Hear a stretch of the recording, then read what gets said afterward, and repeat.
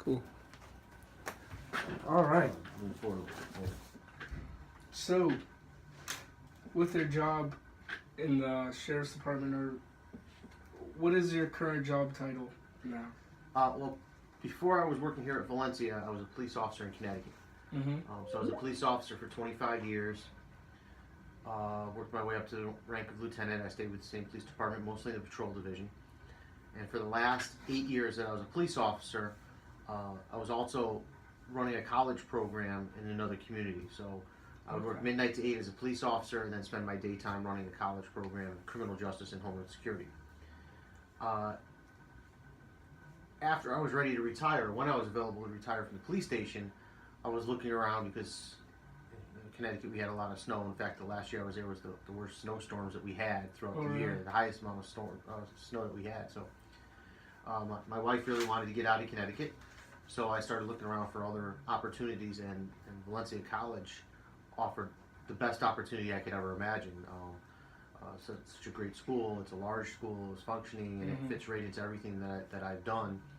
So I retired from the police department and moved on from the college that I was in Connecticut, and had the into sunny Florida. into sunny Florida. Once in a while you get a hurricane, but Yeah. this past year they had 4 nor'easters in 2 weeks. So I'll take the one hurricane every Yeah, once the in a while. snow was bad this year. They had it really bad. So It's out of nowhere. So that brought me down here where my first year or so I was a professor and co-chair for the program, for the criminal justice program, and now I'm the primary chair for it as well as the professor for classes. Good. Ambitious. It just comes with the territories. So then, how did you land the position as a sheriff or like as a lieutenant? Well, You worked when I with- became a police officer, I was hired as a police officer in 1990, and it was really by accident. I wasn't intended to be a police officer. I was going to school in Daytona Beach. Right out of high school, I went to college, and I was going to college at Daytona Beach to be an engineer, and I wanted to be a pilot. Oh, wow. And I wasn't doing so well in classes that far away from home. I was homesick. So I went back, and I spent the summer going to school in Connecticut. My oldest brother, my middle brother was already a police officer. My father was a firefighter, but my oldest brother worked for Public Works. He wanted to be a police officer. Okay. So he convinced me to take the test.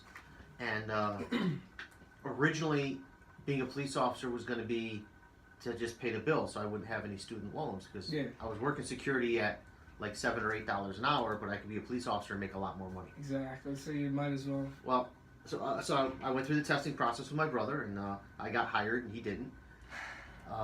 He ended up staying with Public Works, retired after 33 years, and now he's down in Florida as well. So after my first year, I found I really liked what I was doing, that I was involved with people, I was helping people and catching the bad guys, investigating crimes. Out in the field. All of it. There wasn't much I didn't like. There were some parts, but for the most part, the good outweighed the bad. So then I changed my major from engineering to criminal justice, and went on, got my bachelor's and master's, and now I'm working on my PhD. To this day. Yeah, I'm working on my last component of my PhD right So then you're trying to go out after this? just to finish my degree, that's all. Oh, okay. I'm not looking to go anyplace else, and I'm very happy where I am in the school. Yeah, you're moving. No, moving a lot I'm happy further. where I am. This is it. So then, what did you enjoy most about your job? Was it being out in the field, or? I probably had, with any job you have an internal and external component. So the internal part was I had some really great people that I worked with, a variety of skill sets, people that were great at doing accident investigations, others that were great at interviewing people, others that were physically great. I mean, they were the tactical people. They could do hands-on. So like a team environment. Yeah, and we worked with the midnight to 8 shift was basically the same core guys, men and women, who came through on a regular basis. So we always knew who to rely on and who was going to be there to look out for each other. So that was one thing that I liked, and most of those people I still talk to today. So they were friendships that lasted 20 years or so as we developed in the department, 20 years, and then carried outside of that. In fact, a couple of guys came down a few weeks ago to visit, and they stayed. Florida. Yep, they came down. We went and had lunch together. Another guy came That's down and cool. met his family over at Disney. You know, so it's these lifelong friendships that develop. So that's the internal component. Strengthen the bond. The external component was I was born and raised in the community that I worked, so I really got to help people, and sometimes it was people I even knew. Okay. You know, showing up to the scene, even though somebody might die, but being there to help somebody that you knew when you went through high school and get through that was valuable. Catching the bad guys, you know, to try to protect the community you grew up in. That stuff that's the stuff I liked on the external. That I really felt like I was doing something positive to help the community. Okay. That's good. That's good. So then, what did you like least about it? Anything involving kids. Really? Because unfortunately, kids are one of those groups in societies that are often victimized. Okay. Very rarely are they the suspect in it. I mean, every once in a while you hear about these horrible crimes, but even on a national level, it's extremely rare. So on a local level, it's even more rare.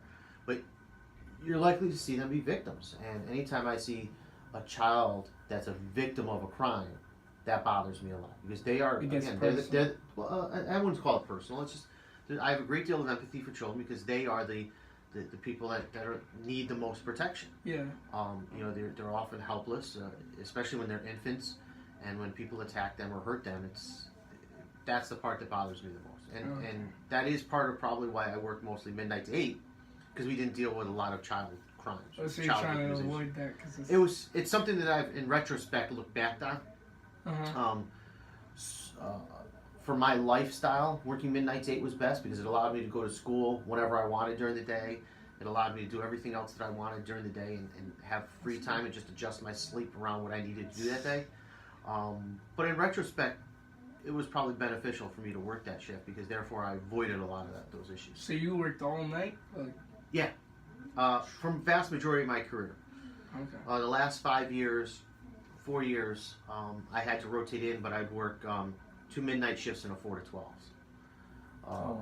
But it was always in the evening time. That way I could work during the daytime at the college. Or like go to school and then. Yeah. All right.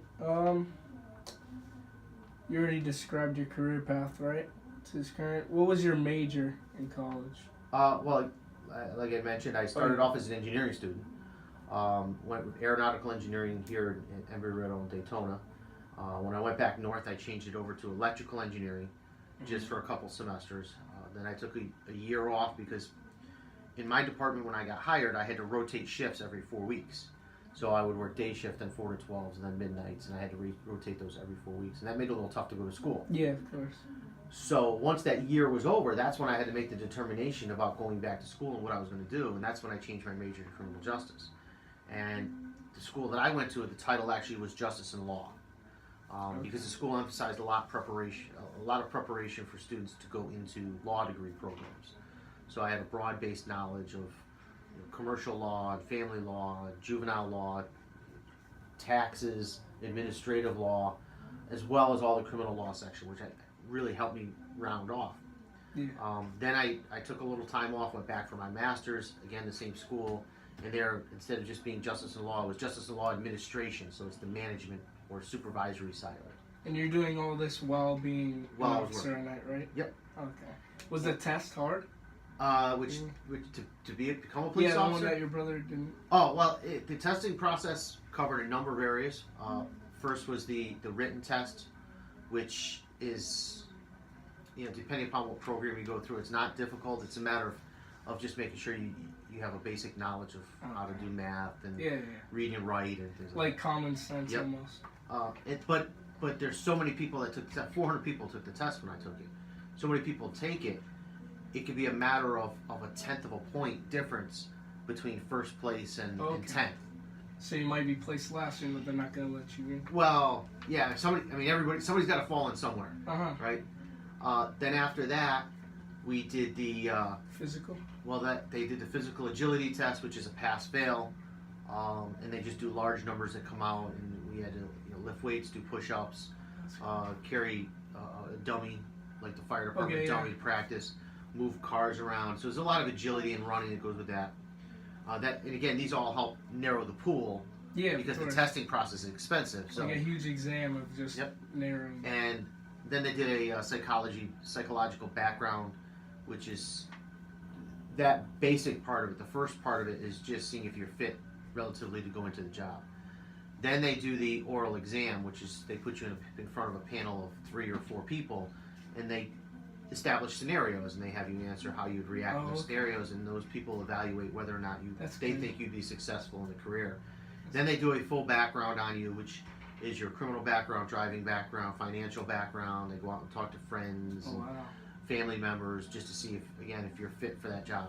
And at the end of background checks. Yeah, and a lot of people get dropped out going through any number of those processes.